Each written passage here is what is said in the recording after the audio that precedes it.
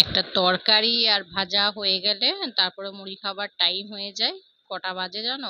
মুড়ি খেতে আমাদের প্রায় 10, 10:30 বেজে যায়। তো সেই টাইমে আমি মুড়ি খেয়ে নিই, আর ঋষি খায় অঙ্গনওয়াড়ি স্কুলের খিচুড়ি, ডিম যেগুলো দেয় আর কি বাচ্চাদের। তো চপ নিয়ে চলে এসছে আমার শাশুড়ি মা। উম, তো আমি মুড়ি খেয়ে নিলাম।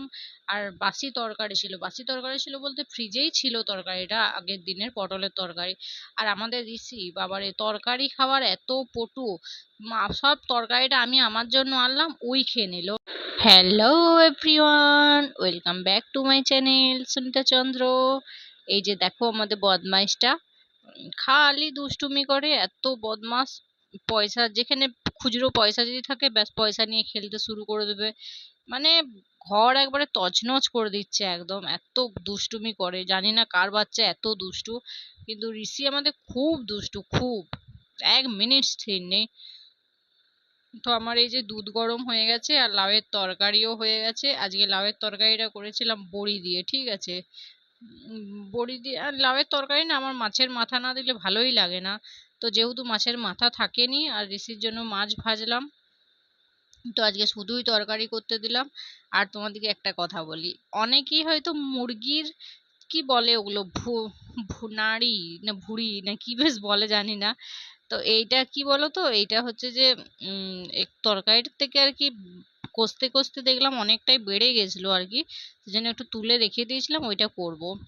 তো পাশের বাড়ির কাকুরা তো মুরগির আর কি ভুড়ি খায়। উম, বেশ কষিয়ে রান্না করে দারুণ লাগে বলে। আমি কোনোদিনও সেরকম ভাবে আগে খেতাম না, জানতামই না, আমাদের বাড়িতে কেউই খায় না। তো ওই কাকুর দেখে না আমিও আনা করিয়েছি। এই যে দেখো কাকুই এনে দিয়েছে। সেগুলোতে কি থাকে বলো তো, নাড়ি থাকে, তারপর পেছনের ডানা পালক এগুলো সব থাকে, পা গুলো থাকে। মুরগির পা খেতে তো আমার হেব্বি লাগে। তো যাই হোক, আমার তো খুবই ভালো লাগে। অনেকেই হয়তো ছি ছি করবে, কিন্তু যেটা খাই সেটাতে লজ্জা কি, তাই না? তো সেই কারণে আজকে আমরা ওইটাই বানিয়েছিলাম। তো পরিষ্কার করতে না যত মানে একটু ঘেন্না টাইপের লাগে, একটু গন্ধ, আরে অনেক কিছুই লাগে তো, নোংরা জিনিস। তো খেতে তো যখন রান্না করে দেবো তো খেতে কিন্তু দারুণই লাগে। তো এই যে দেখো আমাদের একটা তাল নিয়ে চলে এসেছি, আমি এবার তালটা একটু গড়গড়িয়ে খেলে নিলাম। তো আর এদিকে ঋষিও চলে এসেছে, এটা কি এটা কি করে। তো আমাকে জিজ্ঞেস করছিল অনেকক্ষণ থেকে। ঋষি তো যেহেতু মাংস খায় না, সেই জন্য অত বুঝতে পারে না কি কি করছে, বললাম তাও বুঝতে পারেনি, দিয়ে চলে গেল। তো আমার রান্না প্রায় কমপ্লিটই হয়ে গেছে। লাউয়ের তরকারি, আগের দিনের চাটনি, আগের দিনের ডাল, ঋষির জন্য মাছ ভেজে দিয়েছিলাম। ঋষি যেহেতু মাংস খায় না আমাদের, তো দুটো মাছ, একটা সন্ধ্যেবেলায় খাবে, একটা দুপুর বেলায় খাবে। আর যেটা মেন আজকে সেইটা দেখে নাও, ট্যান ট্যান ট্যান ট্যান। তো যাই হোক, এইটাই হচ্ছে মেন। মানে সে সোনামুখীতে না রাত্রেবেলাতে দোকানে চটপটি বললেও কিন্তু এরকমই করে দেয়। মুরগিরই বলো, ছাগলের বলো, যাই পাওয়া যাবে। মুরগির গুলো তো অনেকেই খায়, কিনে হলে খেতে পাচ্ছে, বাড়িতে বানিয়ে কেন খেতে পারবে না, তাই না?